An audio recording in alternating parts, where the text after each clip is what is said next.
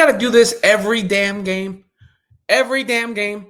It's got to be about some foul and the reaction and what people are posting online, like every time. In this instance, some of the reaction was started by a newspaper in Chicago, the Chicago Sun-Times, obviously a local paper, and they had this as the sports section cover. Foul ball. Sky send Clark to floor again. This time it's the Shields, but Fever show who's boss with Route. Now, there was some reaction to that because it's supposed to be a local paper, and it took a very pro-Fever slant. Now, that's not the writer's fault, by the way, because if you actually read the article, there's really nothing in the article that justifies the way it was framed and presented. But nonetheless, it was, and people got angry about it. And, living in New York as long as I did, you see a lot of crazy headlines from the tabloids in New York. So whatever. Remember when they, what was it, Mr. Inconsistent, they put up for Kevin Durant in Oklahoma City, and that was a big thing back in the day. But the interesting thing here was that it was the Chicago paper that wrote that very almost pro-Fever take. And of course, the Fever don't play away games because Caitlin Clark was on the road in that game, hyping up the opposing crowd. But that wasn't the end of the reaction to the foul from Diamond DeShields against Caitlin Clark, which was a pretty egregious flagrant. Not like it was like a minor thing. DeShields seemingly went out of her way to collide with Clark. I think it was one of those things where she was frustrated. She was trying to make a hustle play on the ball. Then she decided, whether consciously or unconsciously, like, and then she pulled up at the last second. I think there was a lot going on there. But she lost her cool and her head in the game. Because you see her like knock Caitlin, and then it was like, oh, let me help you right after I bowled through you or bowled you over.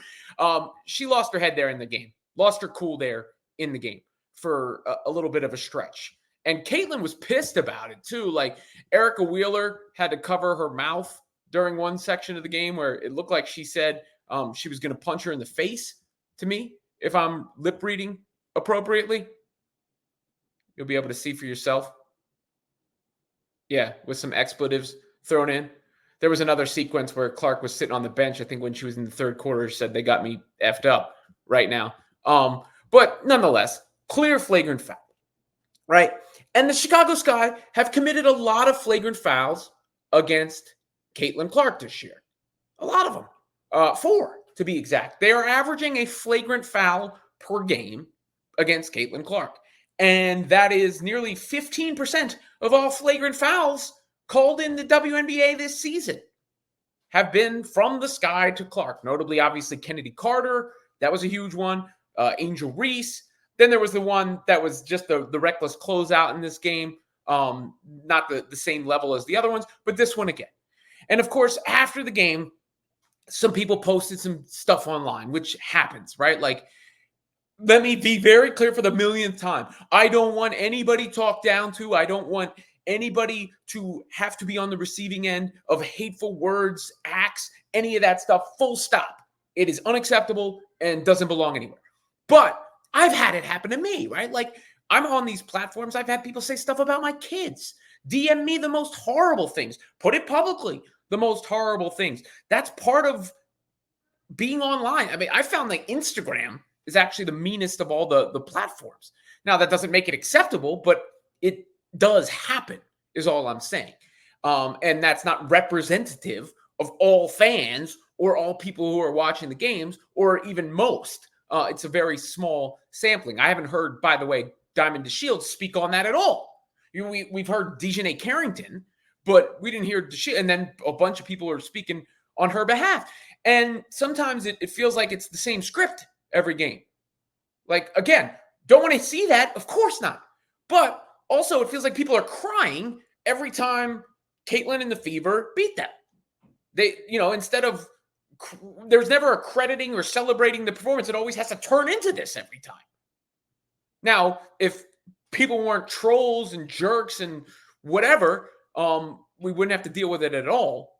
But it's not like the paper was out of pocket by referencing that call. I think the issue with the paper was not only that it was a Chicago paper, but that became the takeaway of the game, and that is what happens with because of the way the season started and the flagrant fouls and the attention that they got. That allows that to then become the takeaway in these games, and I think people are looking for it now. If the Shields didn't do that, we wouldn't have anything to talk about, and it be a takeaway. Like it wouldn't be a thing. And Clark has clearly been on the receiving end of more than her fair share of said plays throughout the course of this season. But my takeaway from the game was how great she played. The rookie of the year debate being over, the MVP conversation heating up, the, swag of what she did gesturing to the Chicago crowd in Angel Reese's house on Barbie night, turning them to barbecue chicken and making it a fever dream house. That was my takeaway from the game. And that's what I was up late last night covering. That's what I wrote about, blah, blah, blah. And then I see the discourse keep and going and going and going and going and going today. For me, the most interesting angle was the Chicago paper because I think it was the best way to cover this 360. And yet another, another game for the Fever and yet another flagrant foul against Clark by the Chicago Sky. And yet another day of reactions online about what people may post or may not post and going back and forth about everything but basketball. Everything but basketball. And again, Clark denounced that emphatically, directly, and in no uncertain terms. So that's already happened. Again, I just did it. But some of the times it does come off not from specific people necessarily, because again, you don't want specific people to go through anything, but as a whole, like crying every time Caitlin and the Fever come through and wipe out. I mean, even what happened with Skylar Diggins-Smith, I didn't think that was that big a deal, but it was a thing. And people talk, take the L. Sometimes you just got to hold it. Because if it were the Fever taking and holding these L's, I don't think people would be taking it easy on Caitlin. That's just the way I see the situation. I think they'd be pretty flagrant with their hate if it were the other way around. But it wasn't.